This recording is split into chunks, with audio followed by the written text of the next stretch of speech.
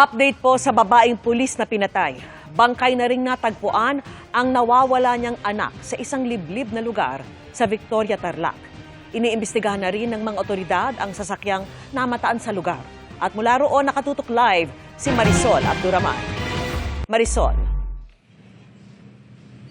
Vicky, asphyxia by suffocation nga ang sanhi ng pagkamatay ng 8 taong gulang na batang si John Ismael. Siya ang anak ng policewoman na una na natagpuang patay. Nakarap po siya ng plastic. Nakasil siya. Nung ni-recover po namin, nakasilja mula baba hanggang sa ulo. Itong plastic wrap.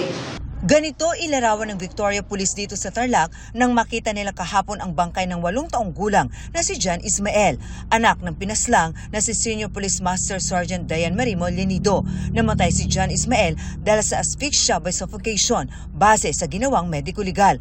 Ganito rin daw halos ang itsura ng kanyang ina nang matagpo ang ding patay na. May tama ng bala ng baril sa ulo ang pulis at gaya ng kanyang anak, nakabalot din siya sa tape at garbage bag. Pwedeng iisa lang ang gumawa nito sa nanay at sa bata.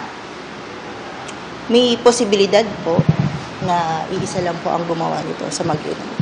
Pero kung sino ang gumawa nito at kung ano ang motibo sa pagpatay, hindi pa masabi sa ngayon ng mga otoridad. Isa sa mga tinitingnan ngayon ng Victoria Police ang isang sasakyan na namataan sa nasabing liblib na lugar bago mag alas 12 ng hapon noong January 27. Merong isang sasakyan na galing doon na mabilis na lumabas, nagmaniob, umatras. Dahil hindi kasi siya makakadaan doon sa dinaanan niya, pinasukan niya, based doon sa ocular inspection namin doon. Nag-ocular kami doon na hindi talaga passable dahil malalalim yung hukay ng lupa. Nagpunta sa Victoria Police ang ama ng bata na si Police Senior Master Sergeant John Mollenido na itinuturing ding person of interest. Hindi siya nagpaunlak ng panayam, pero nang tanungin ko kung ang sasakyan ba na nakita sa lugar, kung saan nakita ang bangkay ng anak ay ang sasakyang ibinibenta ng dating asawa, sabi niya, hindi raw. Patuloy naman daw siyang nakikipag-ugnayan sa mga otoridad.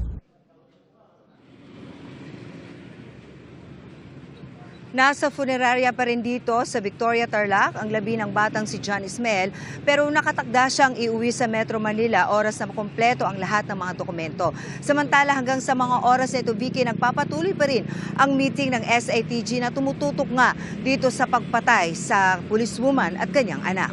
Vicky. Maraming salamat sa iyo, Marisol Abduraman.